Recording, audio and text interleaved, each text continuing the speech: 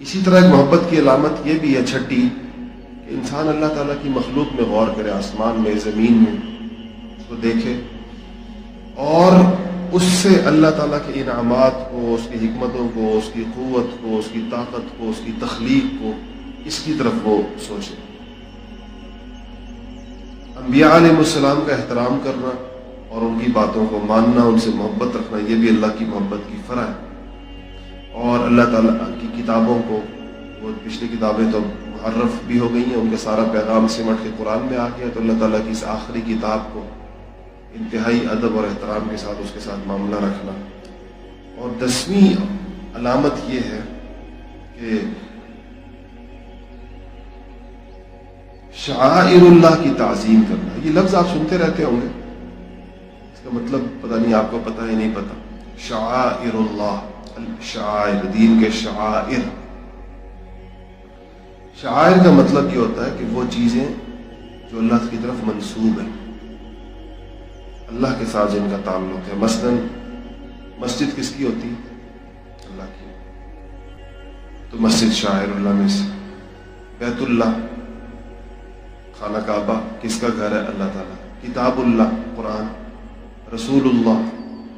رمضان کو کہتے ہیں شہر اللہ، اللہ کا مہینہ۔ تو یہ وہ چیزیں ہیں جو اللہ کی طرف منسوب ہیں۔ تو جو چیزیں اللہ تعالیٰ کی طرف منسوب ہوں ان کے ساتھ انسان کا، ان کی عظمت کا دل میں ہونا۔ قرآن نے کیا کہا ہے؟ وَمَن يُعَظِّمْ شَعَائِرَ اللَّهِ فَإِنَّهَا مِن تَقْوَى الْقُلُوبِ، کہ جو لوگ اللہ تعالیٰ کے شعائر کی تعظیم کرتے ہیں، تعظیم کا مطلب ہوتا ہے دل میں اس کی عظمت کا احساس۔ آپ کے دل میں کسی چیز کی عظمت کا احساس ہو کہ یہ بڑی چیز ہے، یہ مقدس چیز ہے۔ قرآن کہتا ہے فَإِنَّهَا مِن تَقْوَى الْقُلُوبِ، اس کی وجہ یہ کہ ان کے دلوں کے اندر اللہ جل شانہ کا تقویٰ ہے۔ تقویٰ محبت ہی کی وہ ہے نا، کیا کہنا چاہیے، شکل ہے۔ تو دلوں کے تقوی کی وجہ سے، دلوں میں اللہ جل شانہ کی محبت کی وجہ سے اور عظمت کی وجہ سے یہ لوگ تمام شاعر کی کیا کرتے ہیں؟ تعظیم کرتے ہیں۔ اور آپ دیکھیں جب دلوں سے اللہ کی محبت نکلتی ہے، اللہ تعالیٰ کا تعلق نکلتا ہے، تو انہی شاعر اللہ کی انسان توہین کر رہا ہوتا ہے۔ آپ ملحدین کی گفتگو دیکھیں تو وہ ساری شاعر اللہ کی توہین پر مبنی ہوتی ہے۔ مسجد کی بھی توہین کریں گے، انبیاء کی بھی توہین کریں گے، قرآن کی بھی توہین کریں گے، بیت اللہ کی بھی توہین کریں گے۔ ان کی ساری چیزیں توہین پر اس کی بنیاد ہوتی۔ وجہ کیا ہے؟ دل اللہ تعالیٰ کی محبت سے خالی ہے۔ تو یہ اللہ تعالیٰ کی محبت کا ایک بہت بڑا فائدہ یہ انسان کو حاصل ہوتا ہے کہ اس کے دل کے اندر ان ساری چیزوں کی محبت پیدا ہوتی ہے جو اللہ تعالیٰ سے منسوب ہوتی ہے۔ آپ کو پتہ ہے کہ اس کے بعد اگلا درجہ کیا ہوتا ہے؟ یہ تو پہلا درجہ ہوتا، پھر یہ حضرات صوفیاء کے ہاں خاص طور پر یہ بہت زیادہ ہوتا ہے، پھر ان کو اللہ تعالیٰ کی مخلوق سے اس خیال سے کہ یہ اللہ تعالیٰ کا بندہ ہے، ایک غیر معمولی تعلق اور محبت ہوتی ہے، اور اس کے اندر وہ ساری مخلوق سے ہوتی ہے، مسلمانوں سے بھی ہوتی ہے اور جو مسلمان نہیں ہوتے ان سے بھی ہمدردی کی بنیاد پر۔ آپ نے دیکھا نا صوفیاء کے ہاں ایک خاص قسم کی محبت کا ماحول ہوتا ہے، ان کے پاس ہر مذہب کے لوگ بھی آتے ہیں۔ ہندوستان میں جو صوفیاء تشریف لائے تھے، ہندوستان میں تو مسلمان نہ ہونے کے برابر تھے، ان کے پاس ہندوؤں کی، بدھوں کی، سکھوں کی آمد و رفت، اتنے یعنی محبت والے لوگ تھے، اور لوگوں سے تعلق کی بنیاد ان کی یہ ہوتی ہے یہ اللہ کا بندہ ہے، اور اللہ جل شانہ اپنے بندوں سے 70 ماؤں سے زیادہ پیار کرتے ہیں۔ اور یہ بات ذہن میں رکھیں کہ اللہ تعالیٰ کو اپنے ہر بندے سے تعلق ہے، جو اس کی مخلوق میں جتنے بھی لوگ ہیں نا، وہ اللہ تعالیٰ ایک چیز میں سارے لوگ شریک ہیں، ایک بات میں، اور وہ چیز کیا ہے؟ اللہ کی مخلوق ہونے میں، اللہ کا بندہ ہونے میں۔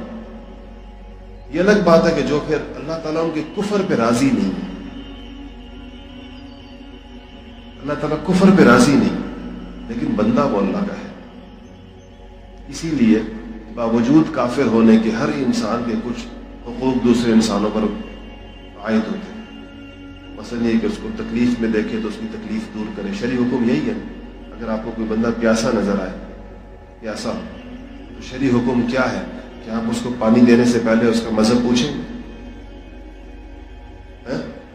نہیں پوچھیں گے. تو کیا شرعی حکم یہ کہ اس کو پانی, انسان ہے اس کو پانی پلاؤ, بھوکا ہے اس کو کھانا کھلاؤ, کپڑے پورے نہیں ہیں اس کو کپڑے پہناؤ, سردی سے ٹھٹر رہا ہے اس کو سردی کپڑے دو, گرمی کے اندر ہے اس کو چھاؤں دو.